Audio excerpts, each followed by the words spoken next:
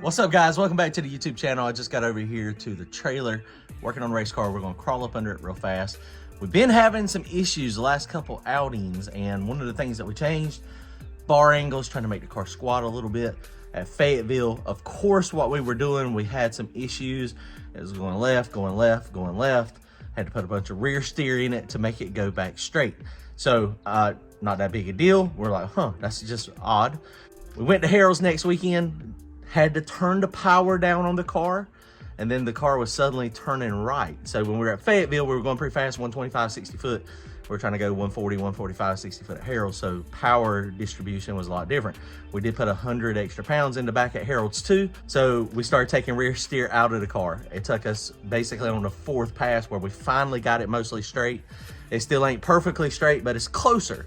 Went home. It's challenging, and I can't stop my brain from thinking. So I went to sleep thinking about race cars, woke up thinking about race cars, edited some video from racing, watched the videos, watched the passes from Fayetteville, watched the passes from Harold's, and it's just odd that now we're back to the same point, basically with the rear steer where it was when we got to Fayetteville last week. Now we also changed tires.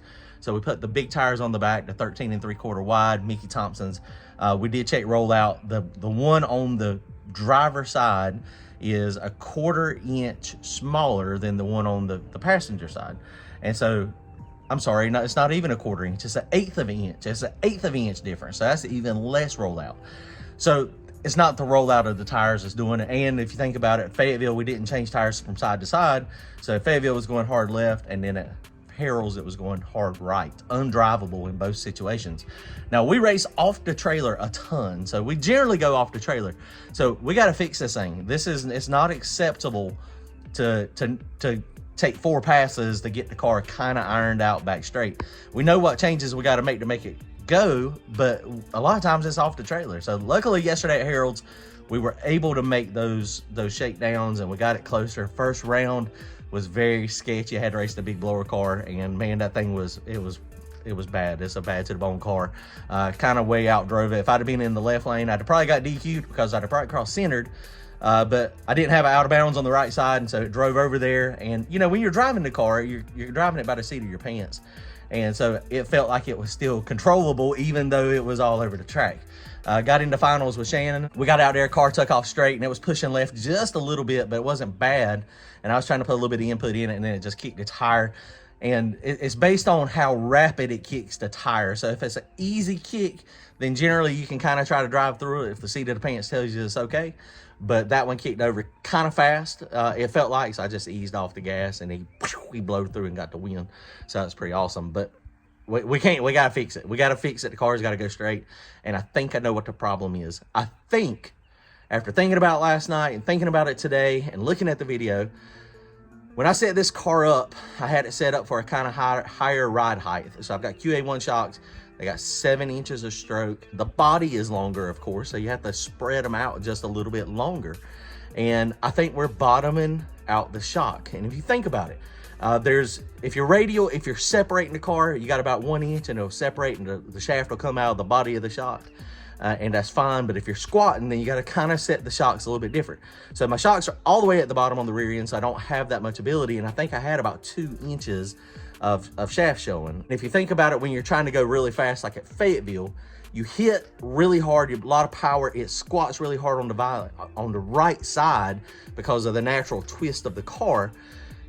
If the passenger side shock was bottoming out, then that's going to put all the pressure. Now you're not having anything absorbing. It's going to put all the pressure on that tire. It's going to make it drive left. And so that's why we put the rear steer in it to compensate for it. And if we go to Nahana, same setup, and now the back shock does not bottom out as much because we're not leaving with as much power, now you're going to go back to the other setting because that back right tire is not going to have as much pressure. So we're fixing to crawl under here. I hadn't crawled under here yet, so I may be completely wrong. That's my theory, and that's why I'm over here at the trailer now looking at it. It's Sunday. We got to get this thing fixed. Let's crawl under there. All right, guys. So I'm kind of scared to look because I've got this theory all worked out in my head, and we hadn't looked at it yet. So first look with me. Nope, that's not it. Dang it. That is not it at all. So what is happening? Something is clearly happening that is, I mean, or is it? I mean, is it possible that, I mean, we got three inches there. Don't think that's it, guys. Shoot! Okay, well, it's not as simple as I thought. Because we've got, we probably got 3 inches there showing. I mean, something's moving, guys. Something is moving. I don't know exactly what. We can go, I'm gonna take it and put it, I'm gonna take it to Mike's tomorrow night, and we're gonna put it on the roll lift and see if we see any problems with the heim joints on the bars, or any anti-roll problems. Maybe we're twisting. I mean, we got a wishbone. The wishbone is tight. Everything's good there.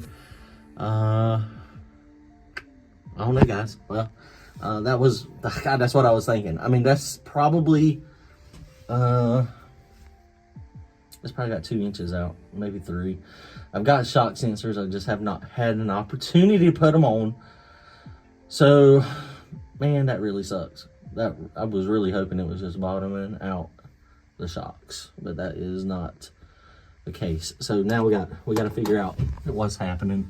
We're gonna put this thing on the roll-up lift. He's got a 4-post lift. I mean, maybe we got a crack somewhere. Maybe we're broken a weld somewhere, and you know, with a broken weld, that would make it behave like that.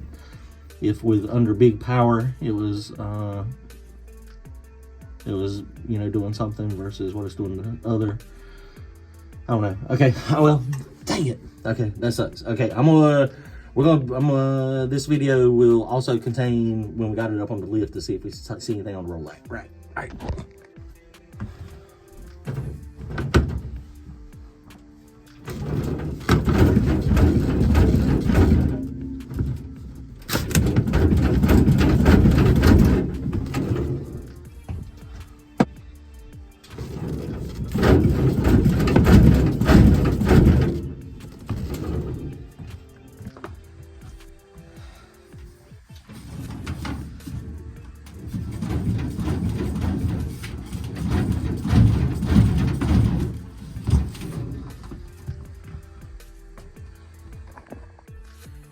Well, now, yeah, after doing that with the camera under the car and over to the side, now granted, I'm about 300 pounds, so when I stand on the back, that's a lot of weight, but I've got 95-pound springs on it, so they're not going, they collapse pretty good. It gets a lot closer, and then when I jump on it, I can feel it bottoming out.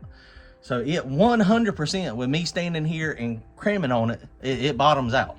Now I've got the shock set on. Right now, the compression is on halfway, so it's on 6, I think. No, it's not quite halfway. So I think the compression is on like 6 or 8, and the rebound's on like 12-ish. So with the car squatting, that would allow it to squat. So that's something I did not try doing, tightening up compression to see if tightening up the compression would make it go one way or the other. I didn't try that at the track.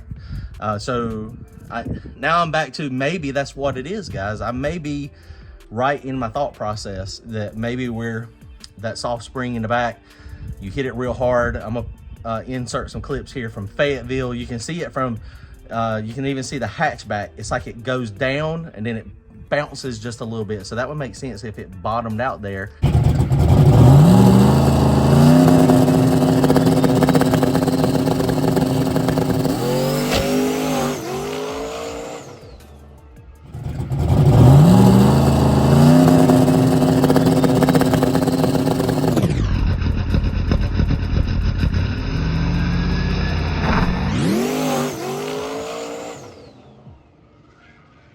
And that would put pressure on this side over here, like I'm thinking, and make it drive to the left. I don't know, we got some things to do. We got Rockingham coming up this weekend. Friday, be testing. It is front side 252. It's gonna be awesome, no prep. Race is Saturday, testing on Friday. So y'all come check us out. It's gonna be a good time. We'll see what happens. All right, guys, so we just got over here to the shop. Pretty sure I know what the problem is, but we're gonna go ahead and we're gonna change bar angles, and I'm gonna show y'all again what we think is happening. Check it out, guys. All right, guys, so under here, everything seems to be nice and tight. I don't see anything bent or broken. My and our roll bar stuff looks fine. It's all still nice and tight. There's no movement anywhere. I think we're right on our line of thinking here, guys. At Fayetteville, this spring is so soft. The spring is soft, and we've only got about 2 inches before it bottoms out right there. And you can look at the videos and see this thing digs where the bar angles are. So Mike's gonna look back there and see if he's got some more brackets. Essentially what I would have to do, if I want this thing to squat more, this needs to move down another 2 to 3 inches. Now, like I said, these QA1s, these Mod Series shocks are bad to the bone. They have 7 inches of stroke, but you know, the thing is I've got to make it so that it's got enough. I thought it was enough at first. Well, I looked under it the other day, but it's not. So if he doesn't have any of those brackets, the solution for this weekend, just not gonna be able to work on it anymore past tonight, is we're gonna put the bar angles back where they were, to where this thing will either be at 100% or just a little bit over. So this thing will not physically squat. It should stay about the same, or maybe even separate a little bit. The other thing I could do is I could jack this thing up way up in the back, get the ride height way jacked up, but the ride height is pretty cool right there. All right, guys, so real quick, I got the bars changed to what we want to do. It's not quite where it was for dig or die. Moved the top holes down one and moved the bottom one up 1 hole. So this is gonna be definitely less, and that's why it should separate a little bit there. But I was gonna show y'all something real fast. I'm not a professional chassis builder at all, but if you go to Tim McAmus or 10 Soldiers, they got some good videos about 4-link adjustment. So real quick, top bar, they talk about negative preload is when that bar goes longer, and then positive is when it goes shorter. And so when you make that top bar longer on the passenger side, it picks up this tire and puts a little bit more pressure on the other side. So watch this, guys, check this out. Look at the space between the rack and this. So I'm gonna make this shorter, and I'm gonna make it, there's 1 flat, 2 flats longer. You can see it, kind of hard to tell because I'm kind of shaking as I turn it, but it raises and lowers the tire based on if you make that bar longer or shorter. All right, guys, well, I guess that's gonna wrap it up. We're done. Once I tighten that up, put a little bit of preload in it, and everything looks okay. I am gonna order some brackets. I was talking to Mike, I think he's got a good idea. I'll just order some brackets here and we'll bolt them on, kind of double them up, bolt them on, and then if we need to move this down another inch, we can do that pretty easily. So bolt them on, put 3 spots on it, 3 bolts in it, and then, I mean, we'll be set.